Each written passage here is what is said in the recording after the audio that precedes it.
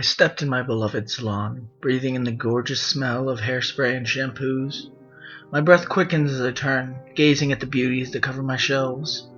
My goal is to have hair of every shade imaginable, even some unnaturally obtained. I believe it is time for me to go shopping again. I seem to be missing a lovely shade of natural red.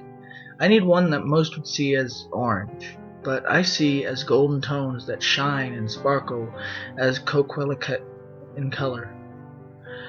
Like a poppy flower bright in the sun, ready to be picked. A color that is a warm fall harvest and that curls like a ribbon attached to a balloon as it flies into the sky. A red intoxicating to the senses. The excitement at finding this perfect color swells within me. I hurry out of my home and down the street below. I live in a large, crowded city, so I will always have the best options. I am constantly scanning as I hurry along, though throughout the day my steps grow heavy and slower. The fear of not acquiring this dream finally immobilizes me. I sit heavily upon a bench, reeling in my despair. I look up at the sky, pondering why my fate is so difficult, why my needs are not so easily met. I look across the way and see a beautiful woman. My heart starts beating faster and faster. I simply must speak to her. As I rush across the way, I think of all the things I must tell her. She looks up to find me watching her. I smile and tell her that I could not help myself.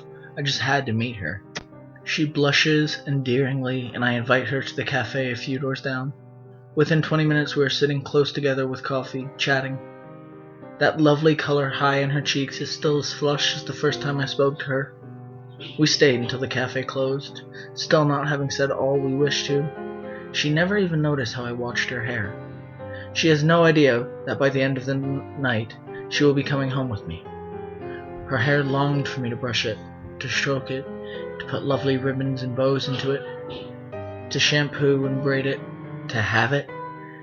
I then invited her home with me, giddy of the excitement that is to come. When she accepts, I cannot believe my luck.